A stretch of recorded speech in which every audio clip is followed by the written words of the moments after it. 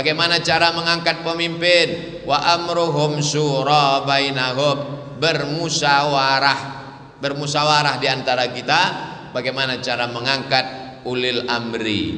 Nama orang yang bermusyawarah itu namanya ahlul halli wal aqdi, karena tidak sama antara suara orang yang berilmu dengan orang yang tidak berilmu. Sedangkan Muhammad sallallahu alaihi wasallam tidak pernah meninggalkan sholat berjamaah 5 waktu di masjid. Nabi sakit hari Rabu, meninggal hari Senin, sakit kerasnya hari Rabu, disiram pakai air 5 kirbah.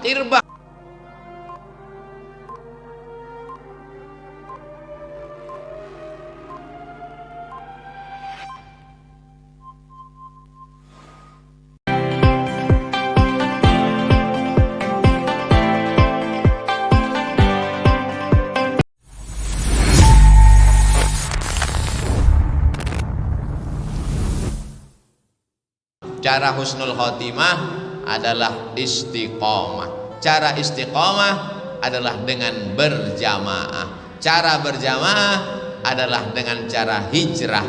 Yang sudah hijrah alhamdulillah, yang sudah hijrah segera menggabungkan diri dengan jamaah. Yang sudah berjamaah insyaallah istiqomah. Yang istiqomah pasti buah hasilnya adalah husnul khotimah. Alhamdulillah Ustaz Somad, sejak mendengarkan ceramah Ustaz, suami saya ini istiqomah. Istiqomah apa Bu? Istiqomah sholat Jumat. Alhamdulillah daripada yang tak sholat Jumat. Betul? Itulah maka banyak yang tak sholat, karena kita hanya melihat sholat Jumat, subuh, zuhur, asar, maghrib, isya, qabliyah, ba'diyah, duha, tahajud, witir. Sempat-sempatkan duha, sempat-sempatkan tahajud, sempat-sempatkan witir. Masanya nanti datang kita mau, tapi sempat sudah tak ada. Saya tahu Bapak Ibu akan masuk ke tempat beribadah. Bekerja itu beribadah karena mencari makanan yang halal. Tangan Bapak mungkin kotor, tapi duitnya bersih. Betul? Pakaian mungkin kotor, tapi hatinya insya Allah bersih. Innallaha thayyibun, Allah suka yang bersih. La yaqbalu illa thayyiban, Allah tidak menerima kecuali yang bersih-bersih. Fa anfiqu, berinfaklah, min thayyibat, yang bersih-bersih. Kulu, makanlah, min thayyibat, yang bersih-bersih. Yang kotor-kotor tempatnya juga nanti di tempat yang kotor, neraka jahanam. Jaga makan, atib mat'amak, jaga makananmu, takun mustajabat da'wah. Insyaallah doamu akan dikabulkan Allah subhanahu wa ta'ala. Ada 5 pertanyaan, 1 kotak pertanyaan di belakang tidak lagi dijawab karena isinya tentang anjing semua.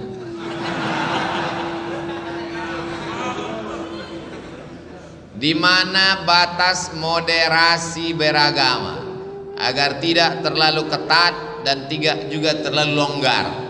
Yang terlalu ketat mengatakan kalau tidak seagama denganmu halal darahnya, pancung kepalanya, maka ini ekstrim.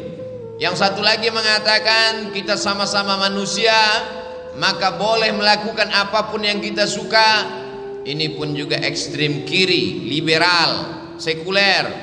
Wa kadzalika ja'alnakum ummatan wasata, kami jadikan kalian pertengahan. Dalam urusan sosial ada kematian, ada pernikahan, dalam hubungan bertetangga, la yanhakumullahu 'anil ladzina lam yuqatilukum fid din wa lam yukhrijukum min diyarikum. Kalau tetanggamu, kawanmu, sahabatmu, orang sekantor denganmu, satu sekolah denganmu, satu kampus denganmu, berbeda akidah denganmu, dia tidak mengusirmu dari kampungmu, dia tidak memerangi kamu, antabarruhum, buat baik kepada dia. Wa tuqsitu ilaihim, bersikap adil kepada dia. Boleh berbuat baik dan bersikap adil selama dia tidak memerangi dan tidak mengusir kita dari kampung halaman. Ini yang disebut dengan hubungan sosial. Adapun kalau sudah masalah ritual, masalah ibadah, masalah rumah tempat yang disucikan Allah, maka tidak ada tawar menawar. Wala ana abidum ma battum wala antum abiduna ma a'budu lakum dinukum. Islam ini bukan agama kemarin sore. 1443 tahun, 14 abad, masuk abad ke-15, berjalan Di India dia pernah berkuasa, di Mesir dia berkuasa, di Eropa Andalusia dia pernah berkuasa. Bisa sejalan, bertetangga dengan berbagai macam. Di India dengan Hindu, di Eropa dengan Kristen, Katolik dan Ortodok, bisa berjalan bersama. Jangan ajari ulama kita tentang berinteraksi sosial dengan berbeda agama. Kita jaga ini, kita jelaskan ke anak-anak kita supaya mereka tidak terjerumus ke ekstrim kanan maupun ekstrim kiri. Semua yang ekstrim tidak baik. Yang baik itu es krim. Itu pun jangan banyak-banyak, bisa panas dalam dan batuk. Apa hukumnya menerapkan sistem demokrasi kapitalis? Dan apa hukumnya mengatakan syariat Islam secara kafah dalam bingkai khilafah? Ada yang namanya fikih. Fikih itu dibagi lagi, ada namanya fikih ibadah, salat, zakat, puasa, haji. Ada lagi namanya fikih muamalat, jual beli, dagang, mudharabah, bagi hasil, murabahah, permodalan, musaqah, sewa menyewa, gadai menggadai, menghidupkan tanah untuk pertanian. Ini namanya fikih muamalah, ekonomi. Ada lagi namanya fikih jihad. Siapa yang akan diangkat menjadi panglima jihad, siapa yang itu kafir harbi, siapa kafir zimmi, siapa yang non muslim tapi tetap dijaga darahnya. Ada namanya fikih siyasah, disebut juga dengan siyasah syar'iyah, disebut juga dengan min fiqhid daulah, disebut juga dengan fiqhul khilafah. Ditulis oleh ulama mazhab Syafi'i, meninggal 450 Hijrah. Namanya Imam penarang kitab Al-Hawi Al-Kabir. Itulah dia kitab yang ditulis berjudul Al-Ahkam As-Sultaniyah, Imam Al-Mawardi. Al-Ahkam, hukum-hukum, As-Sultaniyah, tentang kekuasaan. Bagaimana cara mengangkat pemimpin? Wa amruhum syura bainahum, bermusyawarah di antara kita. Bagaimana cara mengangkat ulil amri? Nama orang yang bermusyawarah itu namanya ahlul halli wal aqdi, karena tidak sama antara suara orang yang berilmu dengan orang yang tidak berilmu. Sedangkan dalam demokrasi tak ada beda antara suara diplomat dengan penjual tomat. Penjual tomat yang tersinggung, nanti takut saya asosiasi penjual tomat melaporkan saya pula. Itu sekedar perumpamaan saja. Maka orang-orang yang berilmu, orang-orang yang cendekiawan, orang-orang yang alim ulama bermusyawarah untuk mengangkat pemimpin. Lalu pemimpin tadi punya wajib 5, 10. Begitu dalam kitab Al-Ahkam As-Sultaniyah. Menjaga perdamaian, mendamaikan orang yang berkonflik, menjaga agama dari kesesatan, menjaga orang susah jangan sampai tak makan. Itulah mengapa para sahabat berkumpul di Saqifah Bani Sa'idah. Mereka bermusyawarah, masing-masing punya calon. Orang Muhajirin punya calon Umar bin Khattab, orang Ansor punya calon Sa'ad bin Ubadah. Mereka bermusyawarah, tereliminasi Sa'ad bin Ubadah karena dia tidak Quraisy. Karena hadis Nabi berkata, al-a'immah min Quraisy, pemimpin mesti diangkat dari golongan Quraisy. Akhirnya terangkatlah Umar bin Khattab. Tapi kata Abu Bakar Siddiq, Umar bin Khattab mengatakan Abu Bakar lebih layak, karena waktu Nabi sakit Abu Bakar yang diangkatnya menjadi imam sholat. Imam sholat mengindikasikan akan menjadi imam besar, imam sebuah kekuasaan. Diangkatlah Abu Bakar Siddiq. Meninggal Abu Bakar berwasiat, kalau aku meninggal nanti akan naik Umar.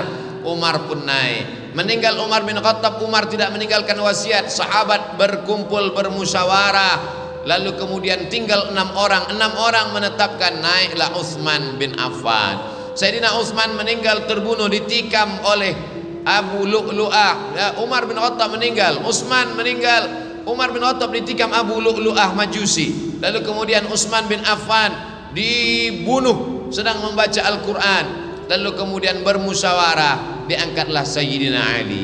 Islam tidak ada mengangkat anak setelah orang tua meninggal, sistem monarki. Bahkan Nabi mengatakan, lan yufliha qaumun wallau amrahum imra'ah, tidak akan berkuasa, tidak akan menang kalau suatu negeri itu mengangkat anak sebagai pemimpin. Karena ketika itu ada seorang raja di Persia, gelarnya Kisra, gelarnya Syahin Syah, raja di raja, meninggal, diangkat anak perempuannya namanya Buran. Padahal dia tidak punya kecakapan politik, dia tidak ahli apa-apa, tapi diangkat juga.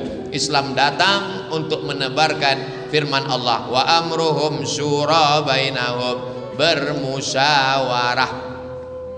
Adapun zaman sekarang, bagaimana cara bermusyawarah? Orang dipanggil datang ke tempat pemilihan untuk mengambil kertas, dicoblos. Maka kata Syekh Yusuf Al-Qaradawi dalam kitab Min Fiqhid Daulah, sampulnya berwarna hijau tua, dicetak oleh Darus Syuruk, Beirut, Lebanon. Kalau ada yang warna sampulnya lain, berarti bukan buku saya. Di situ dikatakan, ketika saya mencoblos calon bupati, calon gubernur, calon presiden, saat itu saya sedang bersaksi di hadapan Allah. Aku Abdul Somad bersaksi bahwa orang ini layak amanah menjadi pemimpinku 5 tahun ke depan.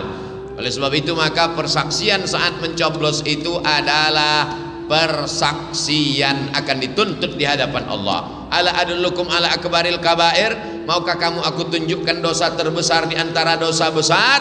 Di antara dosa besar adalah yang pertama syirik, yang kedua uququl walidain, durhaka kepada orang tua, yang ketiga syahadatuz zur, kesaksian palsu.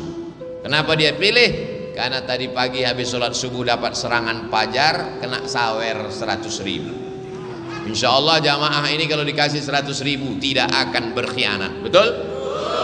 Tapi kalau 100 juta istikharah dulu. Bagaimana menyikapi perbedaan pendapat antar ulama? Kalau pendapat itu masih dalam koridor Ahlus Sunnah wal Jamaah, antara mazhab Maliki dengan Hanafi, Hanafi dengan Hambali, Hambali dengan Syafi'i, maka semuanya masih Ahlus Sunnah wal Jamaah. Bismillahirrahmanirrahim, mazhab Syafi'i. Sedangkan mazhab Hanafi dengan Hambali bismillahnya sir. Alhamdulillahi Rabbil Alamin. Sedangkan mazhab Maliki tidak pakai bismillah, langsung alhamdulillah. Allahu Akbar, Alhamdulillahi Rabbil Alamin.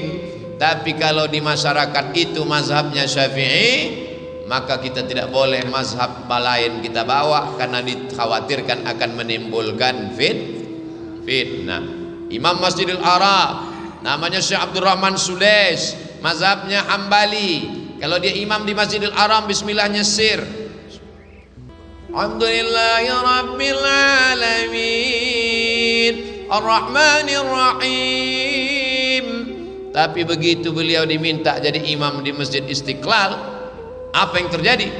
Syekh Abdurrahman Sudais membaca bismillah jahar, Bismillahirrahmanirrahim. Heran semua orang, kenapa Syekh Abdurrahman Sudais mazhabnya Hambali, di Istiqlal dia baca jahar?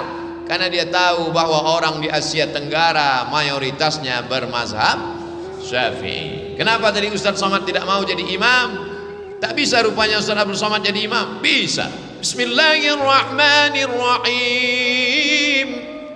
Bisa. Kenapa Ustaz tidak mau maju ke depan? Saya tak tahu masjid ini bismillahnya sir atau jahar. Saya takut kehadiran saya merusak ukhuwah di antara. Maka saya serahkan. Ustaz maju ke depan. Maju imam. Subuh tadi Ustaz jadi imam, ya. Di rumah saya, di pondok saya jadi imam. Subuh tadi, saya kalau jadi imam subuh pakai kunut. Allahumma dina fi man hadait wa afina fi man afait. Mazhab Syafi'i. Tapi kalau kita pergi ke India, Pakistan, Bangladesh, Turki, mazhabnya Hanafi. Mazhab Hanafi tidak pakai kunut. Kenapa di Masjidil Haram, Masjid Nabawi tak ada kunut? Karena sejak revolusi King Abdul Aziz 1924, Saudi Arabia memakai mazhab Hambali. Hambali tidak pakai kunut. Ustadz di Maroko 2 tahun, ya. Maroko itu mazhabnya apa? Maliki. Mazhab Maliki pakai kunut, pakai, tapi kunutnya sebelum rukuk. Bismillahirrahmanirrahim. Qul huwallahu ahadun Allahus samad lam yalid wa lam yulad wa lam yakul lahu kufuwan ahad. Sebelum rukuk baca kunut. Kunutnya nggak bunyi, kunut silent namanya. Nah setelah baca kunut baru rukuk. Setelah rukuk i'tidal baca kunut, itu mazhab Syafi'i. Yang paling tua Hanafi, nomor 2 Maliki, nomor 3 Syafi'i, nomor 4 Hambali. Yang berkunut Maliki dengan Syafi'i, yang tak berkunut Hanafi dengan Hambali, yang berkunut Maliki dengan Syafi'i. Antara Maliki dan Syafi'i pun ikhtilaf. Syafi'i setelah rukuk, Maliki sebelum rukuk. Tidak usah dipermasalahkan, yang penting sholat. Tapi kalau ikhtilafnya di luar ahlu sunnah wal jamaah, maka jangan diikuti. Ada teman saya, Pak Ustadz, gimana sholatnya pejam mata aja. Kau udah sholat tadi? Sudah. Kok nggak gerak? Ini namanya sholat batin. Kalau ada nanti yang sholat batin, diam aja, kasih tahu sama istrinya di rumah, jangan kasih suamimu makan. Nanti kalau dia marah, nasi mana? Nasi batin, Mas. Mana ada? Laqad kana lakum fi Rasulillah uswatun hasanah. Nabi Muhammad SAW tidak pernah meninggalkan sholat berjamaah 5 waktu di masjid. Nabi sakit hari Rabu, meninggal hari Senin. Sakit kerasnya hari Rabu, disiram pakai air 5 qirbah. Qirbah adalah kulit kambing yang dijahit, diisi dengan air, disiramkan. Nabi terbangun. Ketika Nabi terbangun, apa katanya? Bawa aku ke masjid, mau sholat berjamaah.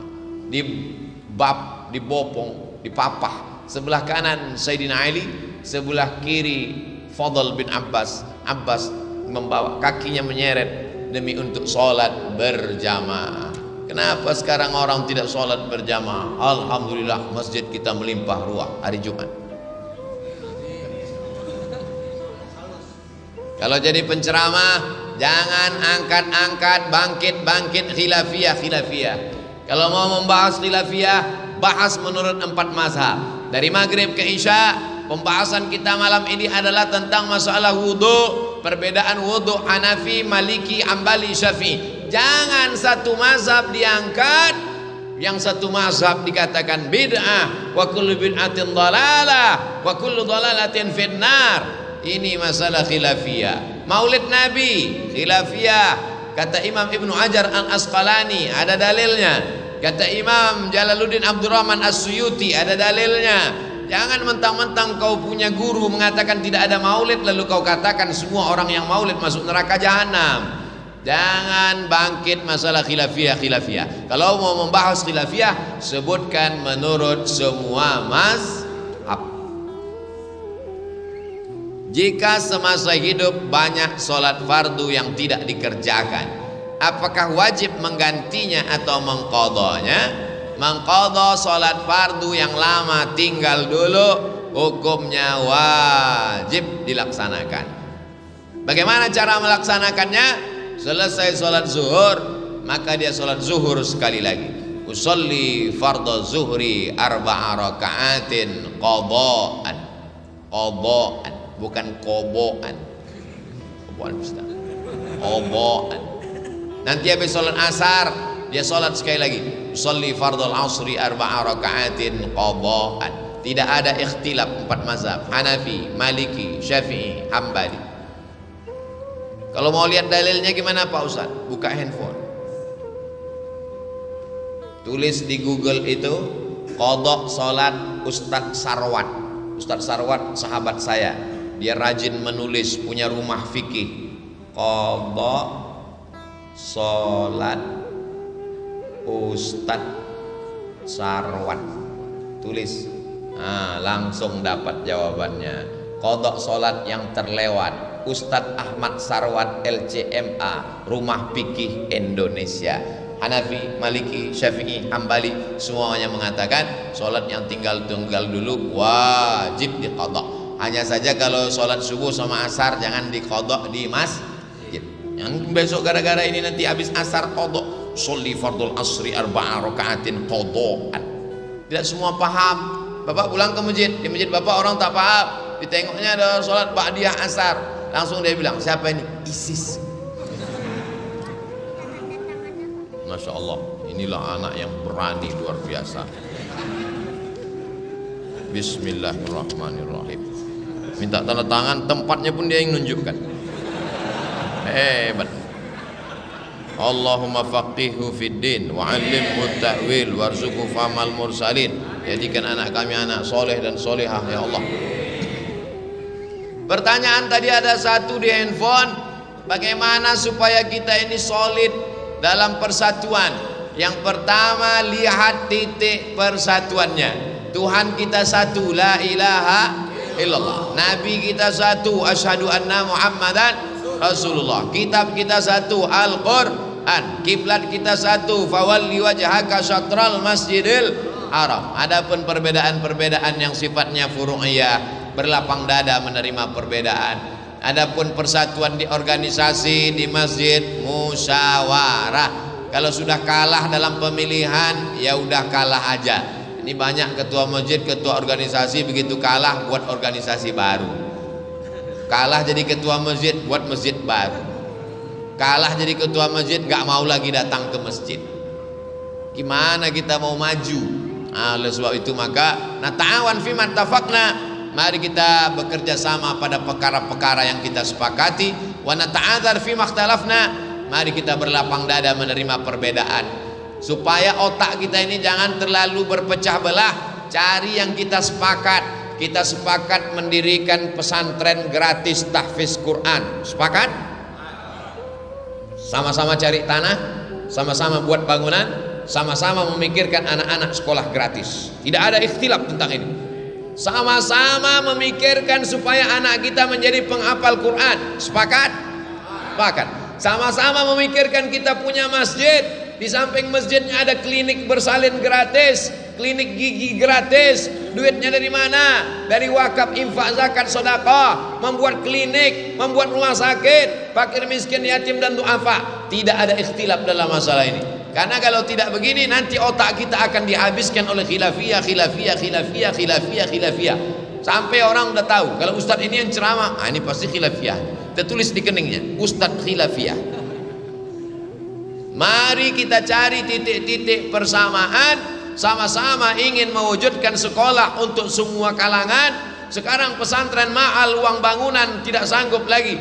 Orang fakir miskin mau daftar, menengok daftarnya langsung dia pingsan, mati mendadak. Maka kita wujudkan. Berapa banyak saudara kita di pinggir jalan yang belum makan siang, merantau di perantauan, susah anak istrinya. Bagaimana dia? Maka dibantu, support. Ini tidak ada ikhtilaf dalam hal ini. Saya tidak hanya ceramah, kami dengan sahabat-sahabat kami membuat yayasan. Tahun lalu menerima tahfiz Quran gratis, tahun ini menerima tahfiz Quran gratis.